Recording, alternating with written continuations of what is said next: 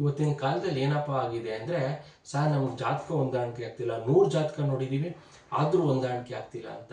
ನಾವು ನೋಡಬೇಕಾಗಿರೋದು ಇಷ್ಟೇ, ನಿಮ್ಮ ಜಾತಕದಲ್ಲಿ ಎಷ್ಟೊಂದು ಜನ 18 ಬಂದಿದೆಯಾ 16 ಬಂದಿದೆಯಾ ಅಂತ ತಲೆ ಕೆಡಿಸ್ಕೊಂಡಿರ್ತಾರೆ. ನಿಮ್ಮ ಲಗ್ನಾಂಶದಿಂದ ಲಗ್ನ ಮ್ಯಾಚ್ ಆಗಿದೆಯಾ, ಚಂದ್ರ ಮ್ಯಾಚ್ ಆಗಿದೆಯಾ, ಹುಡುಗನ ಹಾರೋಸ್ಕೋಪು ಮತ್ತು ಹುಡುಗಿ ಹಾರೋಸ್ಕೋಪು ನಾವು ಇಬ್ಬರು ಇದ್ದಾಗ ಮೇಯ್ನಾಗಿ ಚಂದ್ರ ಒಂದು ಮ್ಯಾಚ್ ಆಗಬೇಕಾಗುತ್ತೆ. ಎಲ್ಲ ವಿಚಾರನೂ ಮ್ಯಾಚ್ ಆಗಬೇಕು ಅಂದರೆ ಸಾಧ್ಯನೇ ಇಲ್ಲ. 100ಕ್ಕೆ 100 ಜನಕ್ಕೂ ಮದುವೆ ಆಗಲ್ಲ. ನಾವು ಬೇಸಿಕ್ ಆಗಿ ಲಗ್ನ, ಚಂದ್ರ ಮತ್ತೆ ದಶಾಭುಕ್ತಿಗಳು ಯಾವ ರೀತಿ ಇದೆ ಅಂತ ತಿಳ್ಕೊಳ್ಬೋದು. ಉದಾಹರಣೆಗೆ ಹುಡುಗಿ ಜಾತಕದಲ್ಲಿ ಏನಾದರೂ 1ನೇ ಮನೆ, 6ನೇ ಮನೆ, 5ನೇ ಮನೆ ಇದೆ ಅಂತ ಅನ್ಕೊಳ್ಳೋಣ. ಇವ್ರೇನಾದ್ರೂ ಕೆಲಸದಲ್ಲಿದ್ರೆ ಉತ್ತಮ, ಇವ್ರೇನಾದ್ರೂ ಮನೇಲಿದ್ರೆ ಕಿರಿಕಿರಿ ಮಾಡ್ತಾರೆ.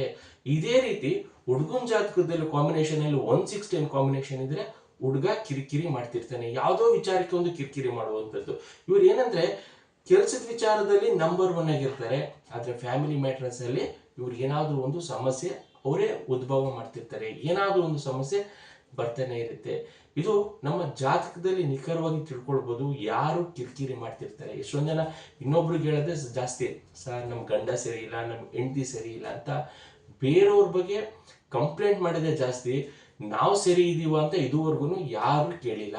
ಇದನ್ನ ನೀವು ತಿಳ್ಕೊಳ್ಳಿ. ಫಸ್ಟ್ ನಾವು ಕರೆಕ್ಟ್ ಆಗಿದ್ದೀವ, ನಾವು ಕಾಂಬಿನೇಷನ್ಸ್ ಅಲ್ಲಿ ಮದುವೆ ನಂತರ ಚೆನ್ನಾಗಿರ್ತೀವ ಅನ್ನೋದು ನಮ್ಮ ಜಾತಕದಲ್ಲಿ ತಿಳ್ಕೊಬೋದು. ಯಾರು 2ನೇ ಮನೆ, 7ನೇ ಮನೆ, 11ನೇ ಮನೆ ಇರುತ್ತೆ, ದಶಾಭುಕ್ತಿ ನಡೀತಿರುತ್ತೆ, ಅವ್ರದ್ದು ಲೈಫು ತುಂಬ ಈಸಿಯಾಗಿ ಹೋಗ್ತಾ ಇರುತ್ತೆ, ಯಾವುದೇ ರೀತಿ ಕಿರಿಕಿರಿ ಇರಲ್ಲ. ಯಾರಿಗೆ 1, 5, 6, 10ನೇ ಕಾಂಬಿನೇಷನ್ಸ್ ನಡೀತಾ ಇರುತ್ತೆ ದಶದಲ್ಲಿ, ಅವ್ರಿಗೆ ಈ ರೀತಿ ಸಮಸ್ಯೆ ಅನುಭವಿಸ್ತಾ ಇರ್ತಾರೆ. ಇವರು ಮದುವೆ ಮುಂಚೆನೂ ಸಮಸ್ಯೆ, ಮದುವೆ ನಂತರನೂ ಸಮಸ್ಯೆ.